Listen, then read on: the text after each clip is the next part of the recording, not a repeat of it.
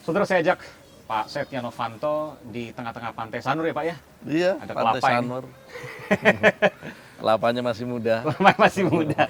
Enak Pak kalau masih muda Pak, kalau tua nanti bisa sakit. Tapi Pak Setnov, sehat-sehat terus ya? Sehat. Sehat dong Pak, orang mau jadi cawapres. Waduh.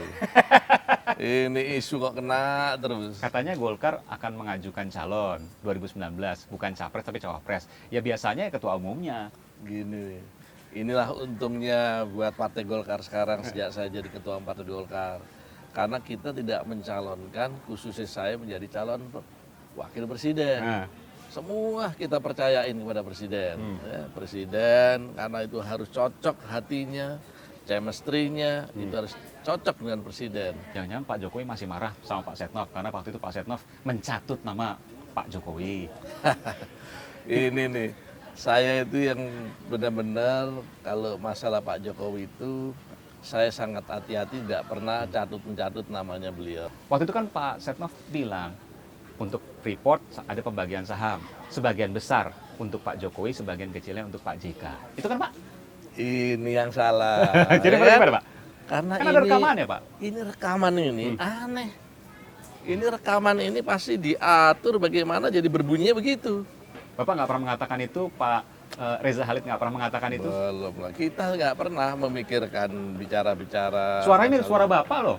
Itu suara kan bisa dimain-mainin. Ini yang saya heran berkali-kali. Saya nggak merasa itu bicara begitu ya. Inilah sesuatu penjoliman pada saya. Nah, ini yang selalu saya bersyukur pada Allah Subhanahu wa taala semuanya sudah selesai. Berarti orang-orang yang menjolimi pun saya tetap maafin, saya tetap nggak ada. Kalau Bapak merasa dizolimi, Bapak nggak menggugat mereka. Saya ini kan sering dijolimi, ya. Sering dituduh. Tapi selalu doa saya nih, ya Tuhan, semoga orang jolimi itu diampuni, dimaafkan. Karena saya udahlah, ya makanya Tuhan kasih jalan. Nggak pernah proses hukum Pak. Ya akhirnya Papa minta saham itu, MK memutuskan bahwa itu tidak berlaku. Sekarang udah telepon-telepon lagi Pak. Ya kalau itu kan, ya namanya hubungan antara ketua DPR itu kan hal yang biasa gitu ya. Itu yang harus, kalau hal yang penting ya kita harus beritahu. Karena kasus itu pula Bapak sempat mundur jadi ketua DPR, tapi kemudian jadi lagi sekarang menjadi ketua DPR. Konon kabarnya karena didukung oleh Pak Jokowi lewat Pak Luhut Panjaitan, betul ya Pak? Kalau Pak Luhut itu adalah sahabat yang baik ya. Selain memang Pak Luhut juga kalau saya nggak benar pasti dia hal-hal nggak mau berkawan.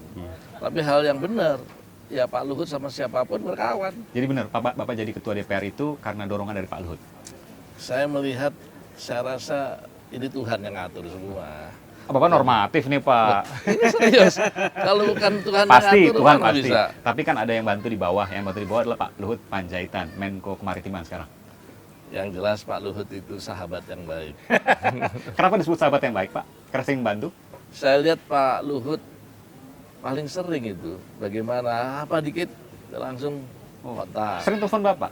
Ya, Biasanya bicara telepon apa? kan, ya bicara masalah suasana, situasi politik, ya, bagaimana dewan, bagaimana keinginan pemerintah, khususnya yang berkaitan dengan maritim.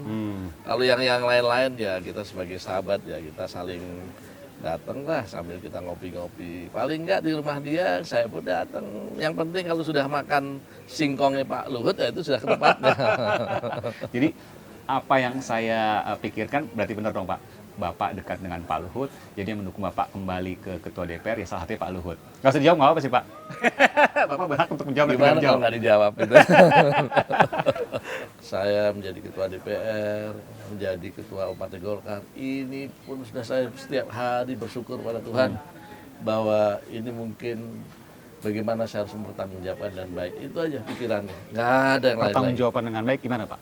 Ke Ya, siapa dan tentu bagaimana? harus mempertanggungjawabkan pada rakyat. tentu kepada DPR saya mempertanggungjawabkan bagaimana nama besar DPR ini dari 560 anggota DPR ini harus saya memberikan contoh yang baik ya, harus mereka kewibawaan harus kita angkat ya. Karena banyak tugas-tugas DPR itu yang mereka ini kadang-kadang rakyat nggak mengetahui bahwa tugas DPR begitu beratnya. Mereka dari pagi sampai malam jam 2, jam 3 baru pulang. Jadi ini banyak yang tugas-tugas. Itu yang rajin mungkin Pak, yang bolos banyak juga kalau rapat paripurna kosong-kosong. Ah, ini sebenarnya nggak bolos. Ada pansus, ada panja, ada lagi dinas-dinas ya ke luar negeri. Jadi memang nggak pernah korum.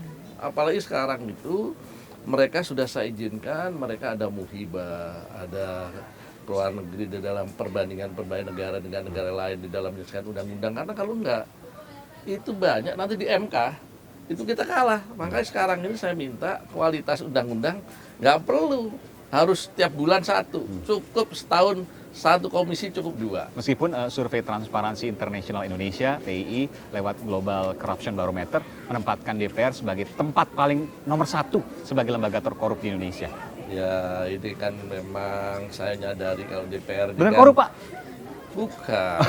Saya pikir menyadari Masalahnya benar korup. DPR ini kita sadari selalu dapat suatu ujian-ujian. Dan terbukti di pengadilan Pak?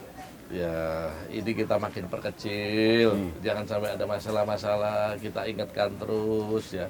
Ini ya yang penting sekarang ini bagaimana lihat ke depan bahwa DPR ini adalah membuat program-program nyata untuk kepentingan kesejahteraan rakyat Indonesia.